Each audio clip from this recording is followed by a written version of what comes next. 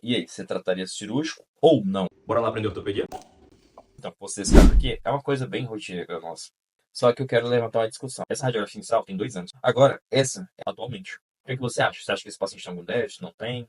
Olha o vídeo aqui mostrando. Você percebeu quais desvios essa paciente tem? Se é só um, se é dois?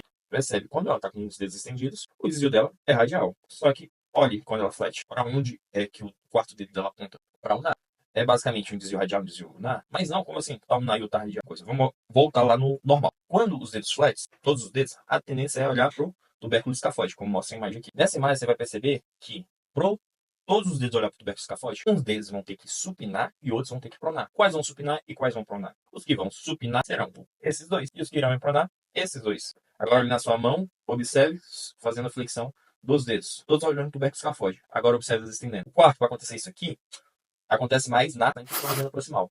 O quarto, para você observar bem, para acontecer esse movimento de supinação do quarto côndilo ulnar é menor do que o radial. Ou vice-versa, né? O côndilo radial é maior do que o ulnar. Só que no caso que a gente está observando, a paciente tem um côndilo radial muito menor do que o ulnar.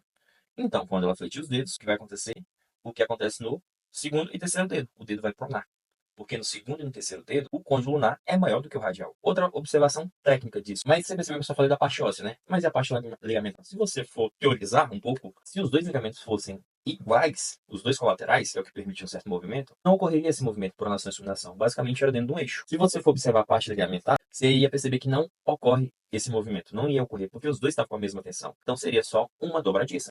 Mas não o que acontece. Esse artigo aqui ele mostra que no quarto dedo, o ligamento colateral radial é mais curto do que o ligamento colateral ulnar. E ele tem menor capacidade de ganhar comprimento durante a flexão. O que ele vai mostrar? Que durante a flexão, o colateral ulnar é mais frouxo. Então, teoricamente, ele permite essa rotação aqui, ó, que é a supinação. Enquanto o colateral radial é um pouco mais tenso, ele vai ser basicamente o eixo de rotação.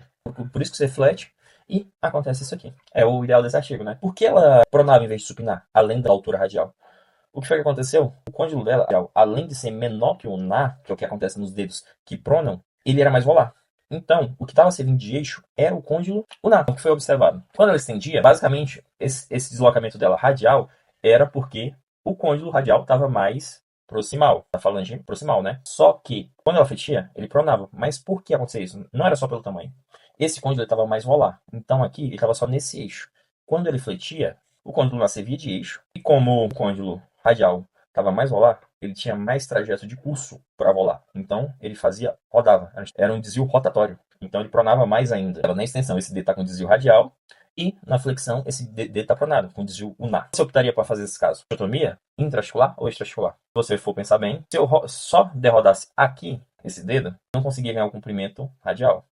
Talvez eu compensaria a pronação, só que o dedo ia ficar mais, às vezes, mais radial ainda. Optar feito uma dicotomia intraarticular. Logo, a gente teria que avançar mais o côndilo radial e dorsalizar ele um pouco mais. Olha aqui como foi feito. Ah, mas usar a placa? Cara, o osso não estava bom, tem um bom apoio. Talvez precise tirar, não discordo. Mas agora é investir esse ganho de mobilidade adequada, né? Se a placa limitar, aí às vezes vai ter que ser retirada. A cirurgia foi feita com o paciente sedado, mas uma sedação leve que conseguia compreender. Fecha a mão, abre a mão.